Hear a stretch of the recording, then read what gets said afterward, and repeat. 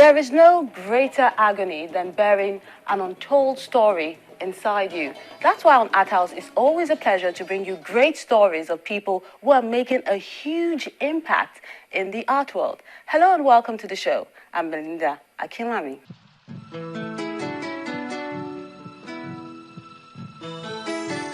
If you ask me what I came to do in this world, I, an artist, will answer you. I'm here to live out loud.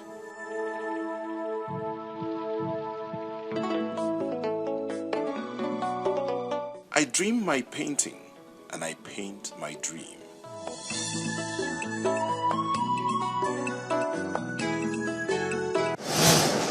The organizers of the WS80 project are determined to make some noise for Nobel laureate Wole Soyinka as he celebrates a milestone. For them, the big picture is to play up many of the things he achieved when he was much younger and encourage others to do the same.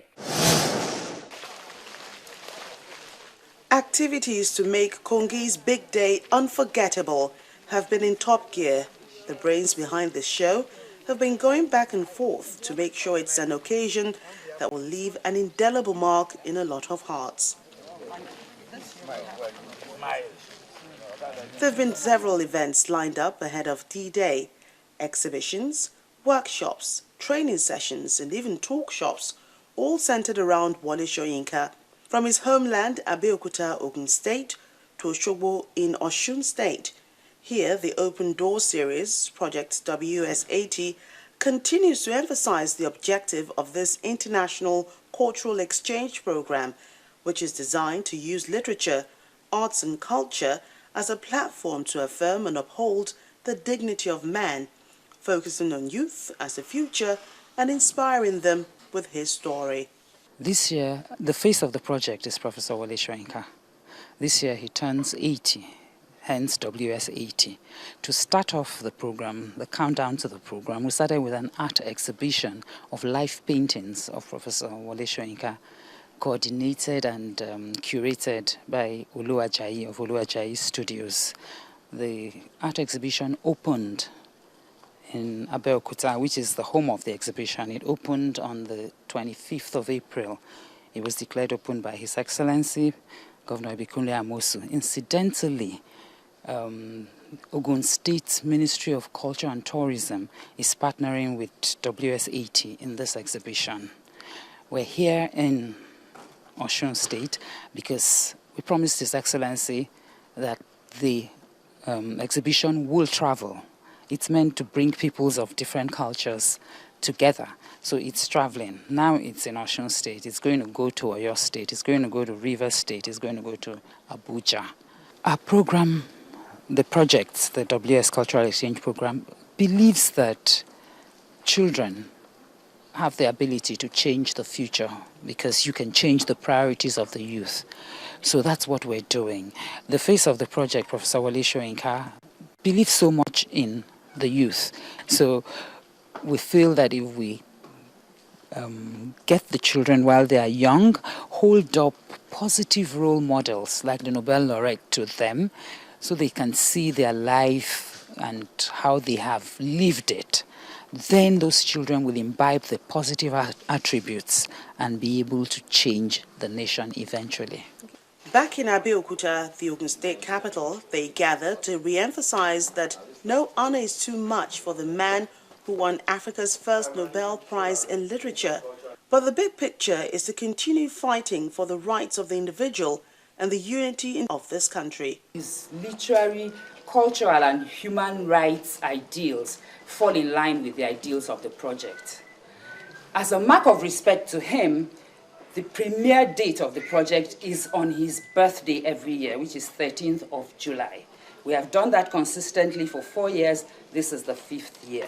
WS80 is particularly significant because our brand, Wole Soyinka himself, is joining the club of octogenarians.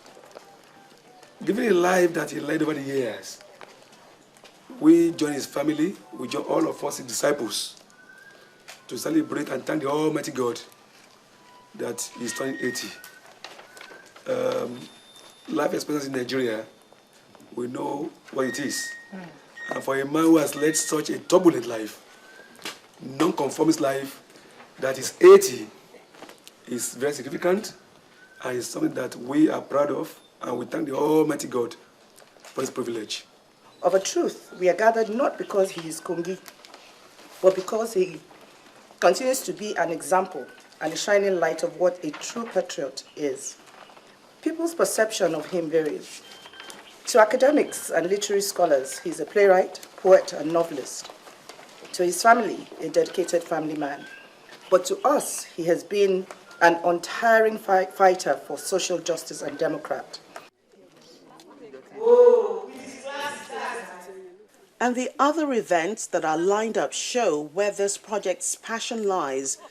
There's an essay competition among secondary school students from all over the country, a children's creative and cultural expression presentation, and a performance of a dance of the forest written by the literary icon when he was just 26 years old.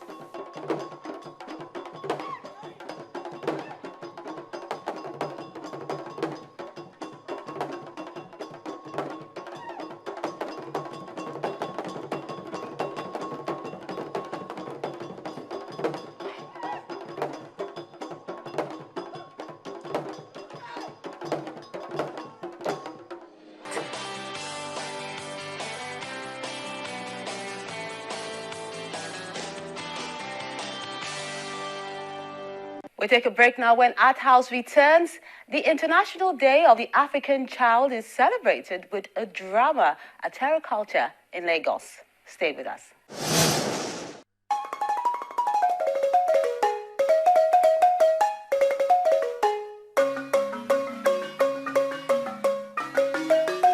Guarantee Trust Bank, proudly African, truly international.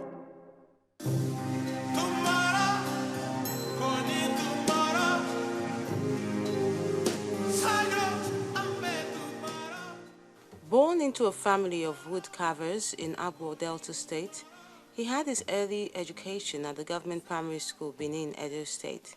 He later studied art at the School of Graphic, then moved to Camberwell School of Art in the United Kingdom, where he mastered his God-given talent.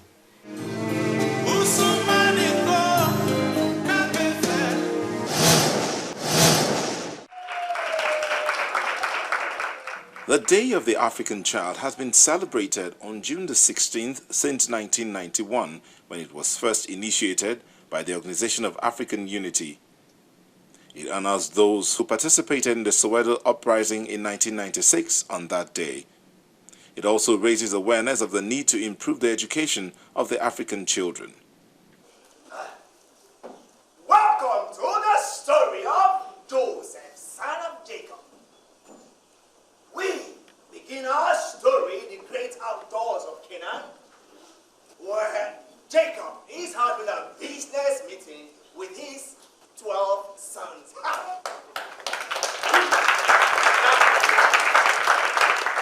As CEO, I must congratulate you for your continuous efforts. To make this day more memorable and probably encourage the children that everything good will surely come, the Bold Seed production crew has invited a crowd to Terra Culture to enjoy the biblical story of Joseph. How do we get rid of Joseph? Brothers, idea. Idea is need, idea is need. Idea is need, idea is need. Idea is need. Idea is need, idea is need. Idea is need, idea is need. Kill the boy, kill Joseph. Yes. Kill the boy, kill Joseph. Yes. Kill the boy, kill Joseph. Yes! Kill the boy, kill Joseph. Brothers, look! There he comes. I am my father's favorite child. I am